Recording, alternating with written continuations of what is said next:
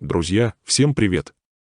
Хотите узнать, сколько помощи НАТО отправили Украине? Тогда смотрите это видео до конца, и вы все узнаете. Подписка и лайк с вашей стороны будут приятным бонусом. Согласно последним данным Кильского института мировой экономики, немецкого аналитического центра, члены НАТО выделили не менее 80,5 миллиарда долларов на финансовую, гуманитарную и военную помощь в период с 24 января по 20 ноября 2022 года. При обязательствах в размере 51,2 миллиарда долларов США являются крупнейшим донором Украины. Не менее 24,5 миллиарда долларов идут на военные обязательства, 16,1 миллиарда долларов на финансовую помощь и 10,6 миллиарда долларов в гуманитарной помощи. Военная помощь включает вооружение, технику и финансовую помощь украинским военным. Гуманитарная помощь охватывает медицинские, продовольственные и другие товары для гражданских лиц, а финансовая помощь предоставляется в виде грантов, займов и гарантий. Великобритания является вторым по величине вкладчиком в НАТО с 7,6 миллиарда долларов, обещанными Украине, а Германия занимает третье место с 5,8 миллиарда долларов. Не являющиеся членами Альянса Швеция и Финляндия выделили не менее 867 миллионов долларов и 332 миллиона долларов соответственно. С 20 ноября США и другие страны пообещали Украине дополнительные военные пакеты. Так какое же оружие предоставили Украине члены НАТО? С начала войны 24 февраля страны-члены НАТО направили в Украину как обычные вооружения, так и более совершенную технику и вооружение.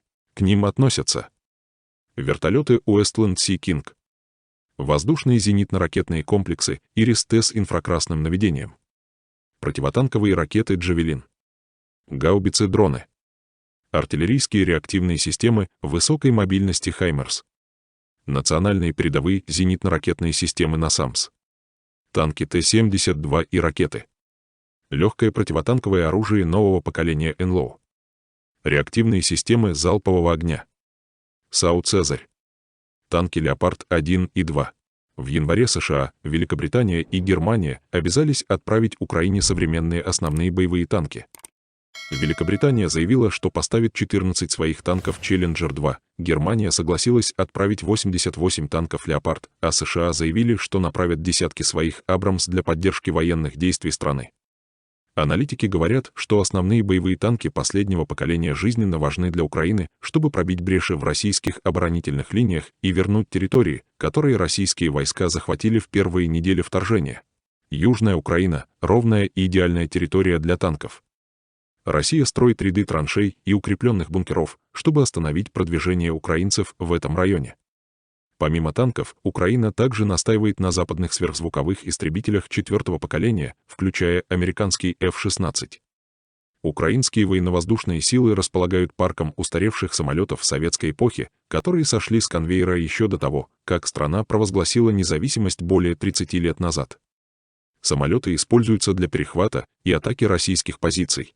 Великобритания, США и Франция не исключают отправки истребителей на Украину, хотя Германия это не поддержала. Канцлер Германии Олаф Шольц заявил, что отправка истребителей в Украину невозможна.